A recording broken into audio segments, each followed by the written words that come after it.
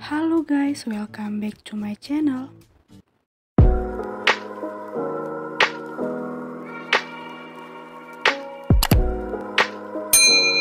Pada video kali ini saya akan melakukan sebuah penyuluhan, yaitu mengenai bahaya narkoba yang sasarannya pada remaja SMA dan SMP. Selamat menyaksikan. Halo adik-adik, perkenalkan kakak Putri Nehemia Pintraci, mahasiswa dari Sekolah Ilmu Kesehatan Binalita Sudama Medan. Kali ini kakak akan melakukan sebuah penyuluhan yang topik penyuluhannya yaitu bahaya narkoba. Apa sih itu narkoba? Mengapa narkoba itu dikatakan bahaya? Di sini akan kita bahas satu persatu ya adik-adik. Nah, di sini kakak memiliki tujuan penyuluhan nih. Yang pertama itu agar kita mengetahui apa itu narkoba. Yang kedua, kita mengetahui jenis-jenis narkoba itu apa-apa saja sih. Yang ketiga itu kita mengetahui bahaya narkoba itu apa. Yang keempat, kita mengetahui ciri-ciri orang yang mengkonsumsi narkoba itu bagaimana. Terus yang kelima itu kita mengetahui cara pencegahannya bagaimana. Dan yang terakhir, yang keenam, kita dapat membudidayakan stok narkoba atau katakan tidak pada narkoba di kehidupan kita sehari-hari. Sebelum kita membahas pengertian dari narkoba itu, di sini kakak akan membahas sedikit mengenai pengertian dari penyalahgunaan narkoba. Penyalahgunaan narkoba adalah penggunaan atau pemakaian obat-obat terlarang di luar indikasi medis, di luar atau tanpa petunjuk dari dokter. Nah, apa sih itu narkoba? Narkoba itu adalah singkatan dari narkotika, psikotropika, dan obat-obatan terlarang. Dan ada juga nih istilah lain yang dikeluarkan dari Kementerian Kesehatan, yaitu NABJA. NABJA itu singkatan dari narkotika, psikotropika, dan zat adiktif. Nah, di sini kita akan bahas satu persatu ya adik-adik. Narkotika adalah zat atau obat, baik yang bersifat alamiah, sintetis, maupun semi-sintetis yang dapat menimbulkan efek penurunan kesadaran, halusinasi, serta daya rangsang dan dapat menimbulkan kecanduan. Psikotropika adalah zat atau obat yang bekerja menurunkan fungsi otak yang menimbulkan reaksi berupa halusinasi, ilusi, perubahan atau gangguan cara berpikir, perubahan perasaan secara tiba-tiba, dan menimbulkan kecanduan pada pemakainya juga. Obat terlarang atau zat adiktif adalah bahan atau obat yang berpengaruh pada psikoaktif di luar dari narkotika, psikotropika, dan dapat menyebabkan kecanduan juga. Bahaya penyalahgunaan narkoba itu apa-apa saja sih adik-adik? Yang pertama itu bahayanya dapat menyebabkan kita kecanduan atau ketergantungan pada obat-obat tersebut. Yang kedua, kita dapat menyebabkan kita merasakan sakit. Contohnya sakit kepala, mual, muntah. Terus, narkoba ini juga dapat menyebabkan prestasi kita menurun. Karena apa? Karena jika kita mengkonsumsi narkoba, sel-sel pada otak kita itu akan berfungsi tidak normal. Terus, bahaya narkoba ini juga dapat menyebabkan gangguan psikologis, terus kehilangan akal sehat, terus kita dapat kehilangan teman dan keluarga, lalu bahkan kita juga dapat kehilangan nyawa hanya gara-gara narkoba itu. Mengapa? Karena jika kita mengkonsumsi narkoba ini, sel-sel atau organ-organ tubuh kita akan menjadi rusak. Contohnya, jantung kita bisa jadi rusak, ginjal kita bisa jadi rusak, yang menimbulkan komplikasi. Itulah yang menyebabkan jika kita mengkonsumsi narkoba, nyawa kita bisa hilang. Narkoba juga dapat memicu tindakan kriminalitas loh adik-adik, karena jika kita sudah ketergantungan atau kecanduan terhadap narkoba itu, kita akan melakukan segala hal demi untuk mendapatkan narkoba tersebut. Jika kita tidak memiliki uang, maka tindakan apapun akan kita lakukan demi mendapatkan uang untuk membeli narkoba tersebut.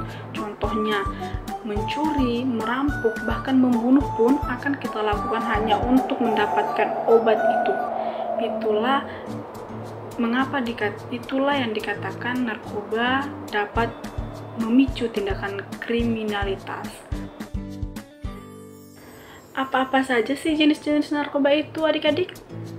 Yang pertama itu ada ganja. Ganja itu berbentuk daun, seperti pada gambar, yang memiliki dampak buruk, seperti ketergantungan atau kecanduan, kehilangan ingatan sementara, kehilangan kendali atau keseimbangan pada tubuh, dehidrasi, dan dapat juga menimbulkan perubahan perasaan atau perilaku secara tiba-tiba.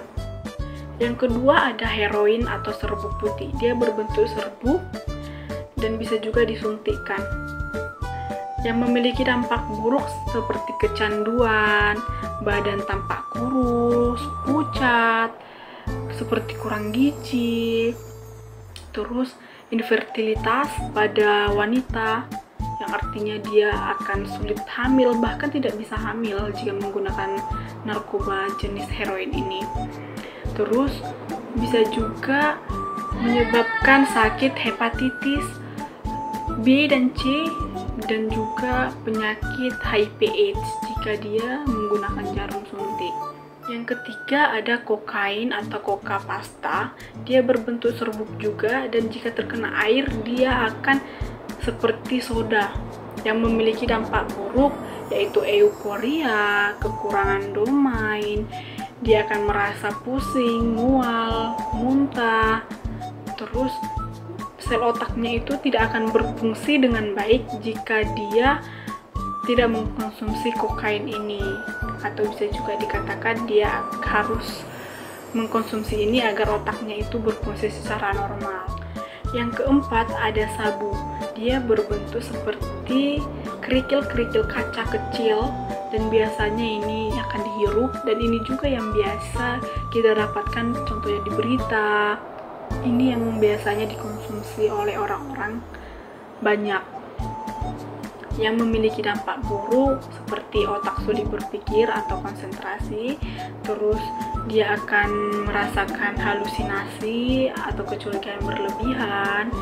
Terus sel-sel otaknya juga akan rusak dan bisa menimbulkan stroke, dan juga dia menimbulkan dampak buruk, kecanduan atau ketergantungan juga.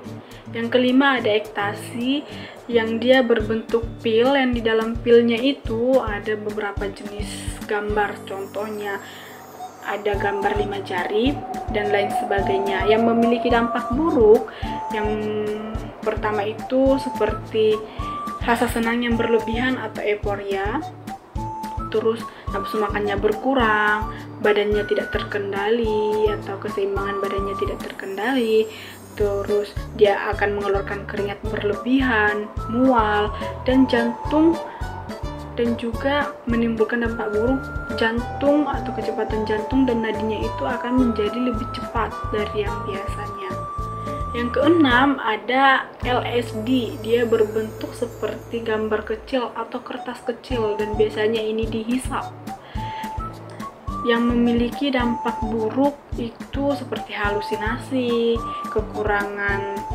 kurang nafsu makan, terus depresi hebat, terus tekanan darahnya juga akan naik, terus rasa khawatir atau ketakutannya itu sangat berlebih begitu. Terus dia pupilnya akan membesar kan,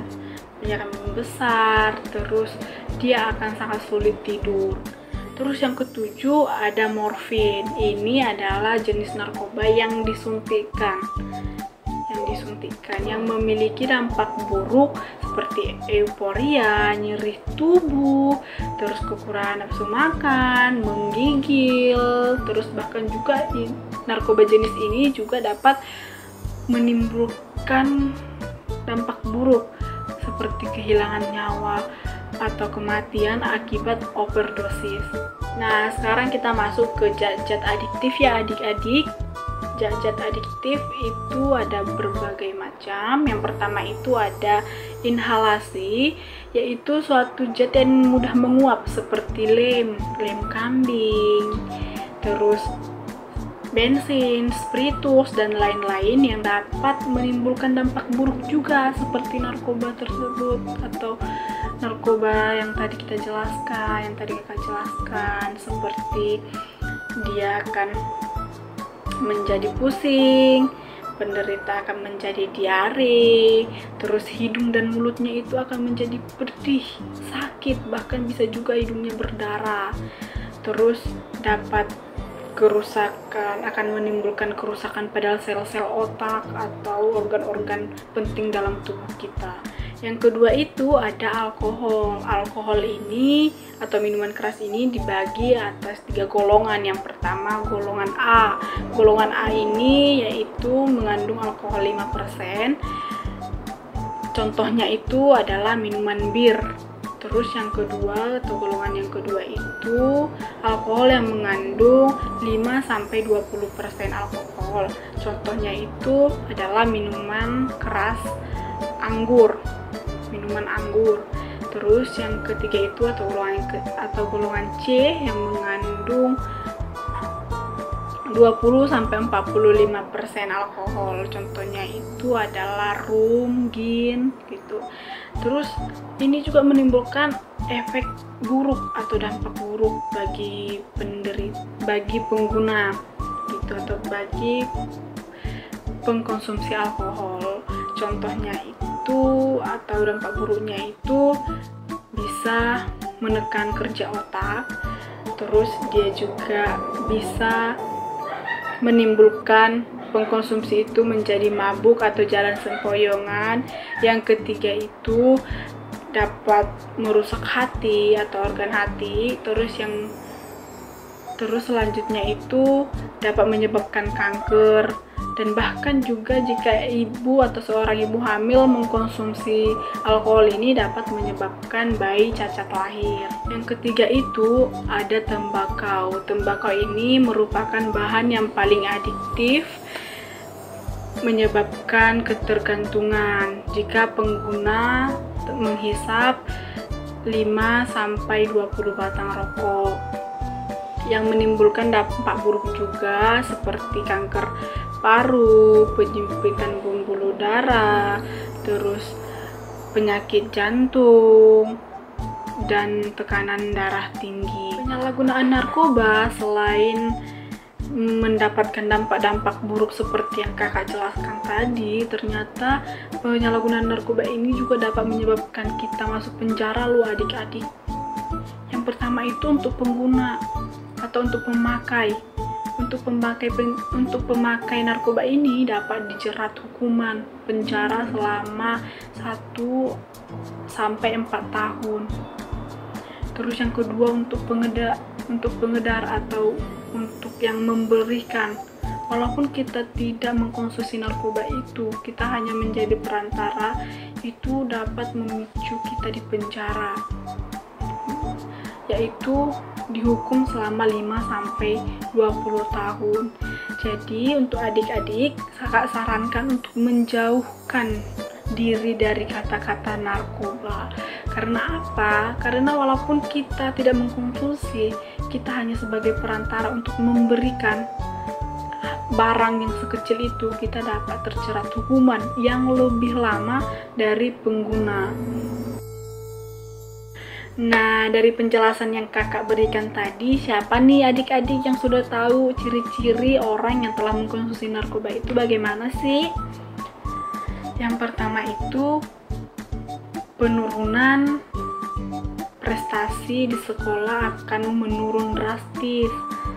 Terus yang kedua itu pola tidur akan berubah. Contohnya sebelum dia mengkonsumsi narkoba, dia akan tidur jam 9 malam, tetapi setelah dia mengkonsumsi narkoba, dia akan tidur lebih lama. Dia akan begadang dan bangunnya pun akan menjadi lebih siang. Terus pola makannya dia tidak akan nafsu makan jika dia sudah mengkonsumsi narkoba. Terus dia selalu menolak ajakan dari anggota keluarga untuk berkumpul karena dia takut ketahuan telah mengkonsumsi narkoba. Terus ciri-ciri orang yang telah mengkonsumsi narkoba ini lebih sering mengurung diri, menghindari keramaian, terus perubahan kelompok pertemanan, terus dia akan selalu mengalami halusinasi atau dia akan selalu membayang-bayangkan begitu.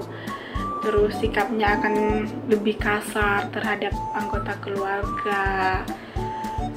Terus dia akan berubah lebih, contohnya seperti terkadang dia senang, terkadang dia lebih sedih, kayak gitu. Itulah ciri-ciri orang yang telah mengkonsumsi narkoba. Jadi jika adik-adik sudah melihat orang itu seperti ciri-ciri yang mengkonsumsi narkoba itu, kakak harap adik-adik menghindari itu, karena jika adik-adik mendekati yang telah mengkonsumsi narkoba itu, maka secara tidak langsung adik-adik juga pasti tertarik untuk mengikuti jejak pengguna itu. Ini adalah contoh video seseorang yang belum dan sesudah menggunakan narkoba. Awalnya badannya sehat, bugar, dan lama-kelamaan dia tergoda dengan zat adiktif seperti rokok, alkohol, dan berlanjut kepada pemakaian narkoba seperti morfin, dan lama-kelamaan badannya akan menyusut atau kurus, dan dia akan menjadi kecanduan berlanjut kepada narkoba sejenis ganja, kokain, rokok, dan lama-kelamaan badannya akan menjadi kurus dan tak berdaya dan berakhir pada kematian. Ingat adik-adik, nikmatnya sesaat, sengsaranya dunia akhirat. Jangan coba-coba mendekat dengan narkoba. Nah, tadi adik-adik sudah melihat nih video singkat yang kakak berikan mengenai orang yang mengkonsumsi narkoba. Bagaimana perubahan fisiknya, dan akhirnya setelah dia menggunakan narkoba itu dia akan kemana, ya kan? Nah, cara pencegahannya gimana sih agar kita terhindar dari narkoba itu? Yang pertama itu kita harus dekat dengan keluarga, kita harus memberi waktu kita lebih banyak dengan keluarga, terus kita harus menghindari pergaulan bebas, terus menanamkan nilai agama sejak dini, terus memakan makanan yang bergizi, mengatur pola makan, berolahraga, terus fokuskan pada hal-hal positif. Contohnya kita sedang belajar, kita sebagai pelajar kita harus fokus pada pembelajaran gitu. Terus kita harus lebih percaya diri, dan yang paling penting itu kita harus bisa menolak tawaran-tawaran yang mencurigakan, baik itu dari teman, baik dari keluarga. Jika kita anggap itu mencurigakan, ajakannya itu mencurigakan, kita harus menghindari itu. Baiklah adik-adik, sekian hasil penyuluhan yang dapat kakak berikan hari ini mengenai bahaya narkoba. Semoga penyuluhan yang kakak berikan dapat bermanfaat bagi adik-adik, dan kakak harap adik-adik yang mendengarkan penyuluhan ini dapat memberikan motivasi atau pengertian kepada sanak saudara atau teman-teman mengenai narkoba agar mereka juga terhindar dari narkoba. Dan kakak harap juga kepada adik-adik bisa membudidayakan stok narkoba atau katakan tidak pada narkoba di kehidupan sehari-hari dimanapun adik-adik berada, entah itu di sekolah, di perantauan, dimanapun berada. Semoga adik-adik bisa mengaplikasikan stok narkoba agar kita sama-sama terhindar dari narkoba. Dan tidak lupa kakak mengucapkan terima kasih kepada adik-adik yang hadir pada penyuluhan ini, dan terima kasih kepada adik-adik yang merespon penyuluhan hari ini. Dan kakak juga minta maaf jika ada kata-kata yang silap atau yang salah. Kakak minta maaf kepada adik-adik. Akhir kata kakak ucapkan terima kasih banyak.